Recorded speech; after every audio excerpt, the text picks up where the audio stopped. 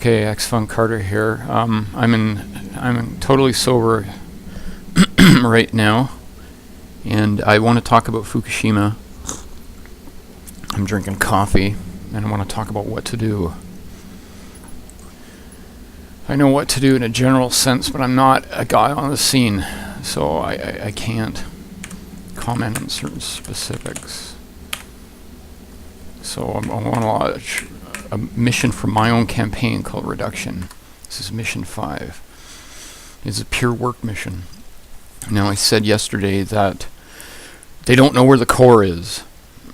Actually, no, 2 days ago. I said they don't know where the core is. And then I hypothesized about it sinking down into China and all this stuff. There's a couple things to add to this.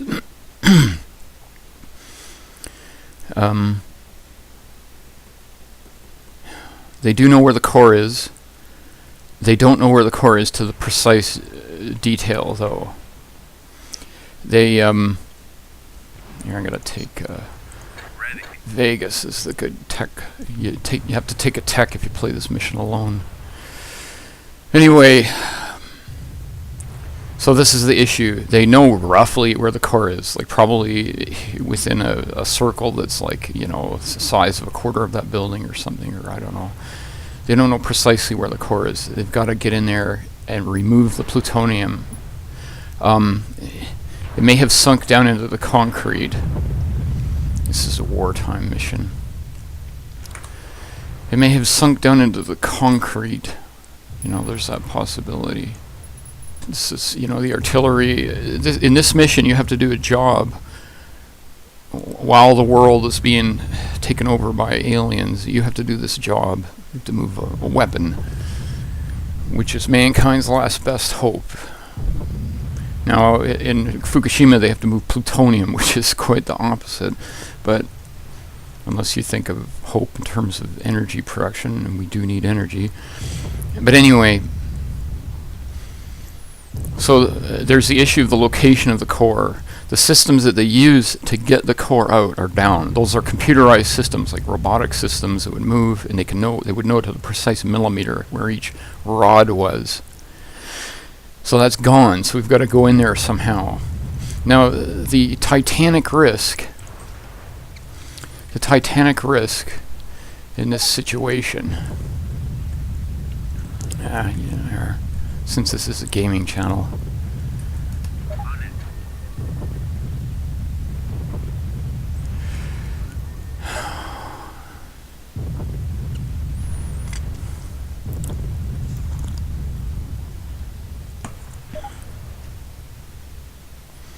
So we've got to move this core.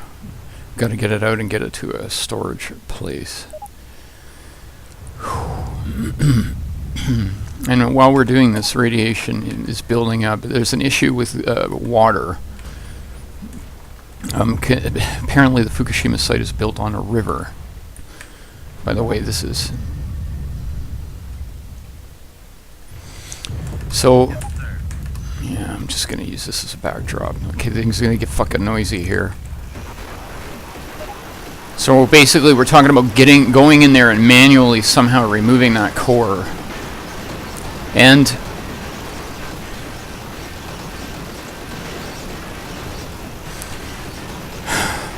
here's the Titanic Risk. There's local radiation risk. There's like what I would call chronic radiation risk. It's really complicated by the fact that you've got a natural river running that wants to run through that property. They're trying to seal off the natural groundwater by freezing the ground.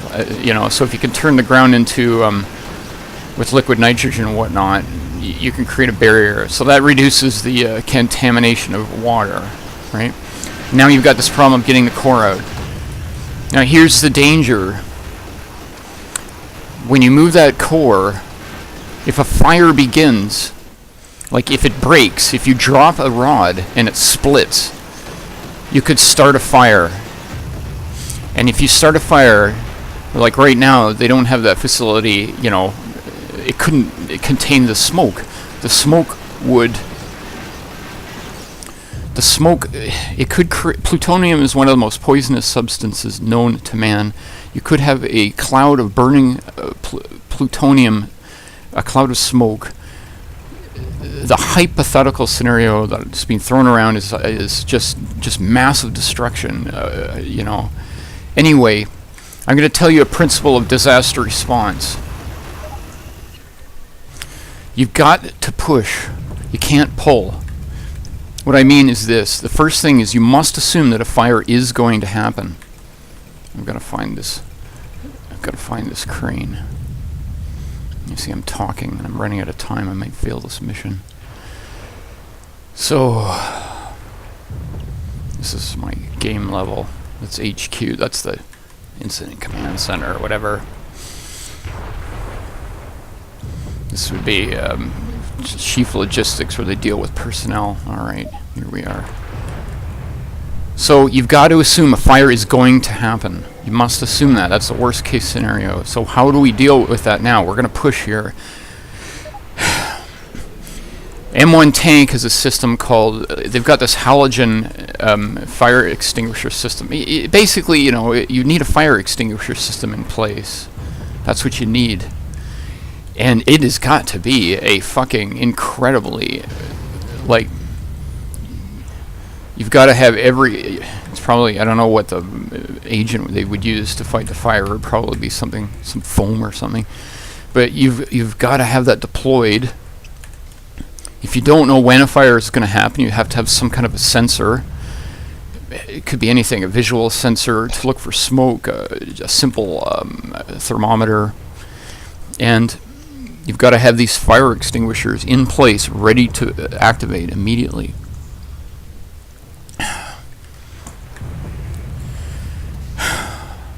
So when, not if, when that core drops and breaks, and when that fire starts, you can put it out. Now, you know, I don't know other things, but if I were other nations, I would immediately now begin to push reinforcements to Fukushima, not asking for what they need, instead gathering intelligence from what they likely need. But very important, not interfering with the effort that's going on there. This is push supply. In other words, you're using your creative initiative to try to anticipate what's needed. What's going to be needed there? Well, firefighting agent, let's assume. Massive cranes, gigantic fucking cranes. You know, if that means you have to transport, you know, in World War II they had these things called Mulberry Harbors, where I'm going off here, I'm jumping ahead a little bit, but what I'm saying is you could bring ships up there and there's no really place to work. What if you sank ships? Mulberry harbors were temporary harbors that were created by sinking ships. So you could create a platform right off the coast there. And boy, fuck. See, the thing about this place is, oh man. Also,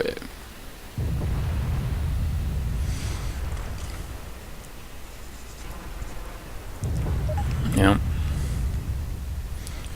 One of the things I wanted to do in this game is I wanted to give a sense that you weren't just like a barnacle clinging onto the fucking edges of civilization as you are in most post-apocalyptic games. In this post-apocalyptic game, I put you in the middle. You're a part of the team that's trying to keep Earth going. You know, this is... They don't teach you this anymore. You've got this American attitude towards society, which is you're taking from it as much as you can, paying as little taxes as possible. And now they've run into this giant fucking mess because they underfunded their government so much. But anyway, whatever. Also, I'm going to give away a secret how you can beat this mission with only one player. But anyway, all right, so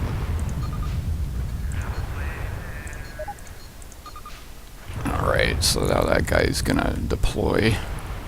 I need to get a Fire extinguisher. See, I'm pushing here. But that's only because I know this scenario.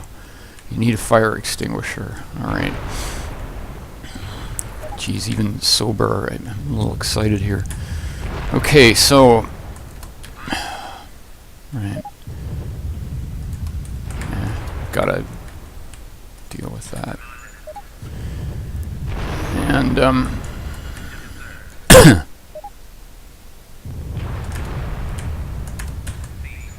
what am I doing? I gotta carry 2 over at a time here, Tim. 3 if I can.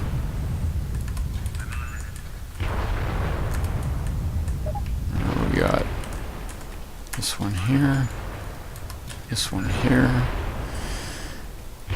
So you've got to anticipate this. You've got to be ready. Containing that smoke. Fuck, how do you do that, eh? It's like,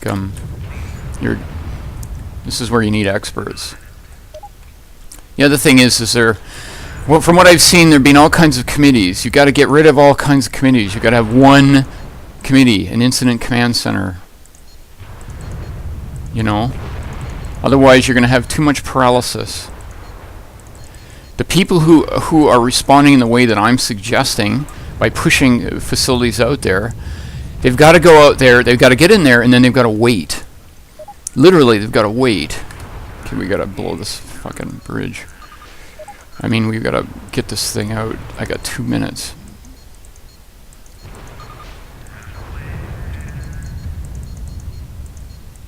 I don't think I'm going to make it. Alright. Here, by the way, is how you beat this level with 1 player. Oh shit, I did the wrong thing. I did the wrong thing.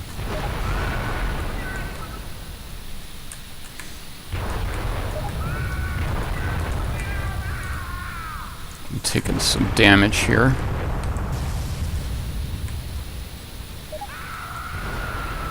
God.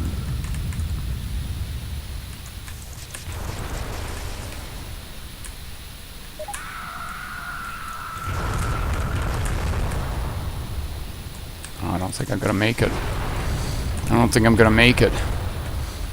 I don't have enough time. Probably down to a minute now. Okay, let's get this fucking out. Let's get this out. Okay. Oh, shit. There's... Oh. Yeah, I'm gonna fail this mission. I need a welder. There's a welder there.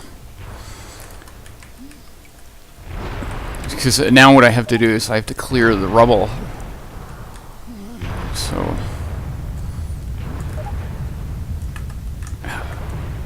how do I do this again? What am I key? Right.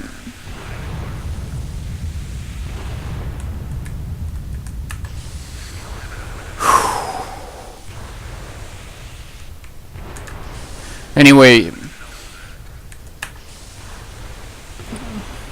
so you've got to have those national, organizations think of what you can bring, think of the people that you need, and get them over there. Don't fucking wait. Get them mobilized, get them ready, get them over there, and park them there. If this was a hospital, there's something called a labor pool. You park people there, and they wait. They wait for the call from the Incident Command Center. And when they get that call, they move in.